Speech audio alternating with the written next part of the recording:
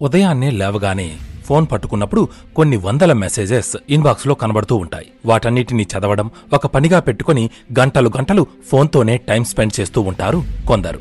జీవితంలో ఎదగడానికి పెట్టుకున్న గోల్ కంటే చాటింగ్కి ప్రియారిటీ ఎక్కువ ఇస్తూ ఉంటారు. కనీసం తిండి మీద కూడా ధ్యాస ఉండదు. అదే పనిగా ఫోన్లోనే ఇన్వాల్వ్ అయిపోతారు. ఇంతకుముందు హ్యూమన్స్ మెషిన్స్ లాగా వర్క్ చేసి ఫుల్ ఎనర్జెటిక్ గా ఉండేవాళ్లు. ఇప్పుడు ప్రతి పని మెషిన్ చేస్తున్నప్పటికీ మనిషికి మాత్రం అనేక రకాల రోగాలు వస్తున్నాయి. It's not the size of the inbox, it's how you use it. Inbox లో అన్ని మెసేజెస్ చూస్తే ఎవరికైనా చదవాలి అనిపిస్తుంది. అందుకే చదువుతున్నా, టైం వేస్ట్ ఏం చెయ్యట్లేదు అని అనుకుంటారు కొందరు. అవన్నీ మీకు ఎంతవరకు ఉపయోగపడతాయి అని ఒకసారి డీప్ గా ఆలోచించినట్లయితే 100%కి కేవలం 20% మాత్రమే ఉపయోగపడే మెసేజెస్, ఈమెయిల్స్ ఉంటాయి. మిగతావన్నీ కూడా ట్రాష్ బిన్ లో పడేయవలసినవే. మరి అన్ని మెసేజెస్ చేసినప్పుడు రిప్లై ఇవ్వకపోతే వాళ్ళు ఏమైనా అనుకుంటారు అని ఆలోచిస్తూ టైం వేస్ట్ చేసుకుని రిప్లై ఇస్తూ ఉంటారు. కానీ డే కంప్లీట్ అయిన తర్వాత అయ్యో మెయిన్ వర్క్స్ కూడా చేయలేకపోయాం అని అప్సెట్ అయిపోతూ ఉంటారు. అలాంటప్పుడు ఈ టిప్ ఫాలో అవ్వండి. మీరు ఏదైతే మాట్లాడాలి అనుకుంటున్నారో దాని గురించి ముందే ఆలోచించుకుని 6 మెసేజెస్ పెట్టే బదులు అర్థమయ్యేలాగా 1 లేదా 2 మెసేజెస్ పెట్టి ఊరుకోవచ్చు. అలా మీరు చేస్తున్నట్లయితే కొన్ని రోజులకు మీరు వర్క్స్ లో బిజీగా ఉంటున్నారని అర్థం చేసుకుని అవసరమైనప్పుడే వాళ్ళు కూడా మీకు మెసేజ్ చేస్తారు. మీ వర్క్ చేసుకుంటూ వీలు ఉన్నప్పుడు మాత్రమే రెస్పాండ్ అయితే సరిపోతుంది. మిత్రమా, మీరు వర్క్ చేయాలి అనుకున్న ప్లేస్లో గానీ, నిద్రపోవాలి అనుకున్న ప్లేస్లో గానీ ఏదైనా డిస్టర్బెన్స్ ఉంది అనిపిస్తే అలాగే కంటిన్యూ అవ్వకుండా ప్రశాంతంగా ఉన్న ప్లేస్కి షిఫ్ట్ అయిపోతారు. కానీ వర్క్ చేయడం, నిద్రపోవడం ఆపరు కదా. ఉదాహరణకు దోమలు కుడుతున్నాయని గుడ్ నైట్, బ్యాట్స్, స్ప్రేస్ వంటివి యూజ్ చేసుకుని ప్రశాంతంగా నిద్రపోవడానికి ప్రయత్నం చేస్తారు. కానీ నిద్రను వదులుకోరు. అదేవిధంగా మీకు టైం వేస్ట్ అవుతుంది, డిస్టర్బ్ అయ్యి వర్క్ కంటిన్యూ చేయలేకపోతున్నాను అనిపించినప్పుడు ఈమెయిల్స్, మెసేజెస్, సోషల్ నెట్వర్క్ లాంటివి నిదానంగా కంట్రోల్ చేయడానికి చూడాలి. కానీ వర్క్స్ ఆపి చాట్ కంటిన్యూ చేయకూడదు. ఎందుకంటే దోమల కన్నా అడిక్షన్స్ ఎంతో డేంజర్ కాబట్టి. అందుకే సిచ్యువేషన్ ఎలాంటిదైనా టైం మేనేజ్మెంట్, తెలివిగా తప్పుకోవడం అనేది తెలుసుకోవడం చాలా ముఖ్యం. బాగా ఖాళీగా ఉండి ఎవరితో అయినా మాట్లాడదామనిపించినప్పుడు చాటింగ్ చేయడం కంటే వారికి ఫోన్ చేసి మాట్లాడడం బెస్ట్ ఆప్షన్ అని నేనంటాను అన్నారు రచయిత. ఎందుకంటే టైం కూడా బాగా సేవ్ అవుతుంది, మనసు తృప్తిగా కూడా ఉంటుంది.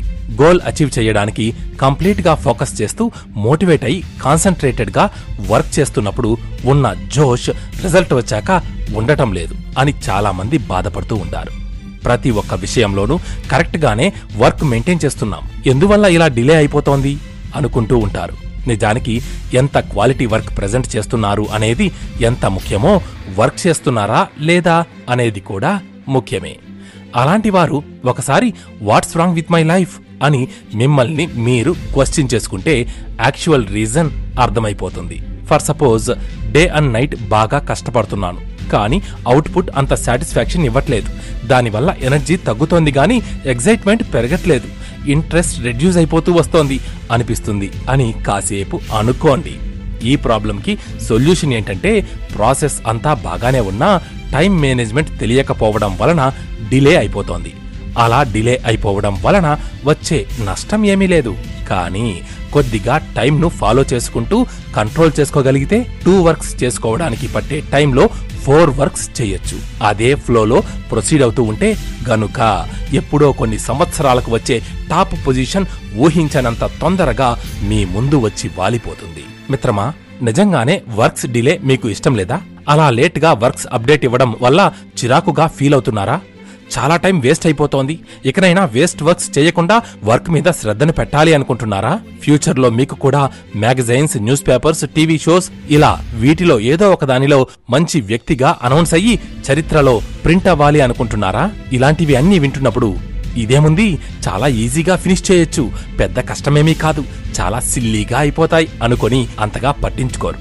కానీ సబ్జెక్ట్ ఒకటే అయినా వినడం వేరు, చూడడం వేరు. వర్కౌట్ చేయాలి అని అనుకోవడం వేరు, టాస్క్ కంప్లీట్ చేయడం వేరు. ఎప్పుడైనా సరే ఎవరెన్ని చెప్పినా మైండ్లో ఏ విధంగా అయితే ఊహించుకుంటారో అలాగే చేస్తారు. కానీ వేరే వారి మైండ్లో ఉన్నది గ్రహించి ఎవరూ ఏమీ ఫుల్ఫిల్ చేయలేరు. దూరంలో ఉన్న గోల్ గురించి ఆలోచిస్తూ ఫుల్ఫిల్ చేయలేకపోతున్నాం అని బాధపడుతూ టైం వేస్ట్ మూడ్ ఆఫ్ చేసుకునే కంటే గోల్ గురించి ఆలోచించడం మానేసి ఏదో ఒక పని చేసుకోవడం బెటర్. ఎందుకంటే ఆలోచన ఒకచోట, పని మరో చోట ఉంటే మనసు తృప్తిగా ఉండదు. అలాగే పనులు కూడా సరిగ్గా అవ్వవు. లేదు, గోల్ వదలను, ఖచ్చితంగా సాధించాలి అనుకుంటున్నారా? అయితే ఇలా ఇప్పుడు నేను చెప్పేది చేయండి. మీకు మీరుగా గోల్ అనేది ఎంతో అవసరమని తెలుసుకోవాలి. అప్పుడే టైం వేస్ట్ చేయకుండా ఉంటారు. దీనికి ఫస్ట్ స్టెప్ ఏంటంటే, అసలు మీ ఫ్యూచర్ ప్లానింగ్ ఏంటో, ఏ విధంగా సక్సెస్ అవ్వాలి, మంచి పేరు ఎలా తెచ్చుకోవాలి అనే ఈ క్వశ్చన్స్ కి ఆన్సర్ మిమ్మల్ని మీరు అడిగి క్లారిటీగా ఒక బుక్ తీసుకొని రాసుకోండి, రాసేయండి, అంతే. ఇక సెకండ్ స్టెప్ ఏంటంటే, ఫస్ట్ స్టెప్ లో వ్రాసిన ఆన్సర్ అన్నిటికీ మీరు అనుకున్నట్లుగా సక్సెస్ అవడానికి ఏం చేయాలి, ఎలా వర్క్ చేస్తే మీ డ్రీమ్ సక్సెస్ అవుతుంది అని ఆలోచించి ప్లాన్ చేసుకుని వర్క్ ప్రాసెస్ వ్రాయండి. ఇక third step, first step and second step లో వ్రాసిన మ్యాటర్ అంతా కూడా బాగా అనలైజ్ చేసి షెడ్యూల్ చేసుకుని ఈ రోజు చేయవలసింది ఏంటి అని ఇప్పటి నుంచే వర్క్ మొదలు పెట్టండి.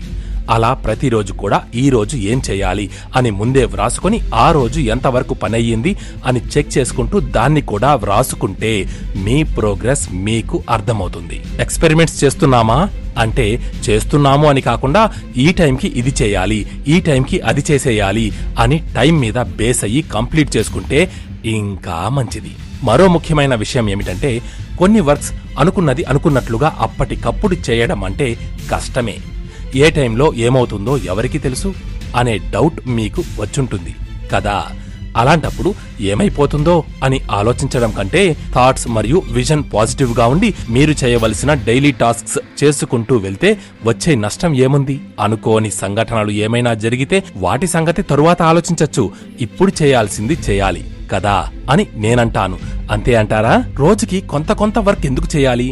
నాకు 5 రోజుల వర్క్ ఇవాళ చేసేయొచ్చు కదా అని తొందరపాటుగా కొంతమంది ఉంటారు. అలా వర్క్స్ అన్నీ కూడా త్వరగా కంప్లీట్ చేసేయాలి అనే ఆతృత ఉండడం మంచిదే.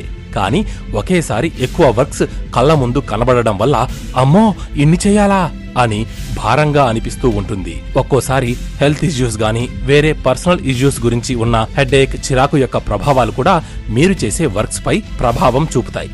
అందుకే అలా కాకుండా వర్క్స్ ని కొంచెంగా డివైడ్ చేసుకుని త్వరగా టాస్క్ కంప్లీట్ అయిపోయాక మీకు ఇంకా చేయాలి అనే ఆసక్తి ఉంటే ఇంకో టాస్క్ తీసుకుని ఫినిష్ చేయొచ్చు. అలా చేయడం వలన ఫోకస్ పెరుగుతుంది, కాన్సంట్రేషన్ కూడా ఎక్కడికి పోదు అన్నారు రచయిత. అలాగే మిత్రమా, వేరే వర్క్ ఇరిటేషన్ అంతా మీ వర్క్ మీద చూపించకుండా కమిట్మెంట్ తో వర్క్ చేస్తే మైండ్ రిలీఫ్ గా ఉంటుంది, మానసికంగా హెల్త్ పరంగా కూడా ప్రశాంతంగా ఉంటుంది. అయితే ఇప్పటి వరకు చెప్పుకున్నవన్నీ ఒక ఎత్తైతే ఇప్పుడు చెప్పేది మరో ఎత్తు. దీని గురించి చాలా జాగ్రత్తగా ఉండాలి. ఏ మాత్రం తప్పినా చిరిగిపోయిన సంచిలో ఇన్కమ్ వేస్తున్నట్లే అర్థం. ఇంతకీ అదేంటి అంటే, కేవలం పేపర్ వల్ల జీవితం మారిపోతుంది అంటే నమ్ముతారా?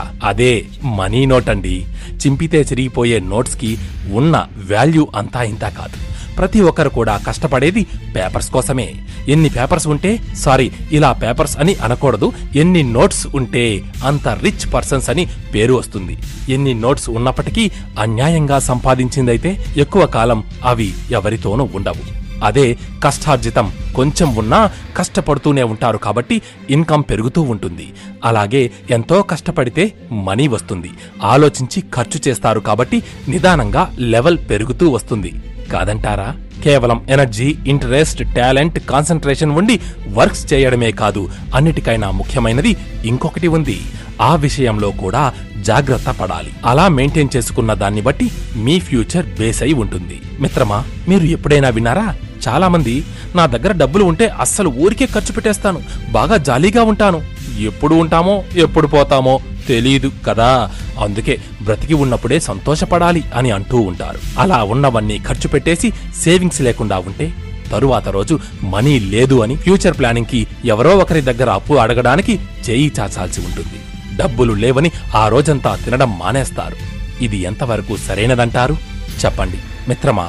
ఏ విషయంలో అయినా పాజిటివ్ గా ఫోకస్ తో ఉండాలి. మీ దగ్గర ఎంత డబ్బులు ఉన్నా ఖర్చు పెట్టే విధానం కంట్రోల్ గా ఉండడం మీ చేతుల్లోనే ఉంటుంది. ఏమైనా వస్తువులు గాని, కాస్ట్లీ ఐటమ్స్, వాల్యుబుల్ వెహికల్స్ కనిపించినప్పుడు డబ్బులు ఉన్నాయి కదా అని తీసేసుకుందామనుకుని అక్కడకు వెళ్లిపోయే ముందు ఒక్క నిమిషం ఆగి ఇప్పుడు అవి కొనడానికి అంత అవసరం ఏముంది? దీనివల్ల ఉపయోగం ఏమిటి? ఇది కొనకుండా ఉంటే వచ్చే నష్టం ఏమైనా ఉందా? ఈ వస్తువు కొనకుండా నా దగ్గర ఉన్న వస్తువులతో అడ్జస్ట్ అయిపోగలనా అని ఇలా ఆలోచించడం వలన మీరు తీసుకున్న డెసిషన్ కరెక్ట్ ఆర్ రాంగ్ అని మీకు అర్థమవుతుంది. మనీ కూడా చాలా సేవ్ అవుతుంది. మిత్రమా, చేసే వర్క్ అయినా, ఖర్చు పెట్టే అమౌంట్ అయినా, స్పెండ్ చేసే టైం అయినా, ఉపయోగించే ఎనర్జీ ఆర్ టాలెంట్ అయినా మీకు ఎంతవరకు అవసరమో అంతే యూజ్ చేయాలి. ప్రతిదానికి ఒక లిమిట్ అనేది ఉంటుంది. ఎప్పుడైతే ఆలోచన లేకుండా లిమిట్ దాటి ఇష్టం వచ్చినట్లు వేస్ట్ చేసేస్తూ ఉంటే రిజల్ట్ కొంచెం కూడా బెటర్ అనిపించదు. మళ్ళీ అవన్నీ వెనక్కి కూడా రావు. మళ్ళీ తిరిగి సంపాదించాలంటే ఎంత కష్టపడాల్సి వస్తుందో మీరే ఆలోచించండి. అప్పటికే అన్నీ అయిపోతాయి కదా. అందుకే ముందే ఆలోచించి స్టెప్ వేస్తే బాగుంటుంది అని నా ఒపీనియన్. చాయిస్ ఈజ్ యువర్స్ అన్నారు రచయిత.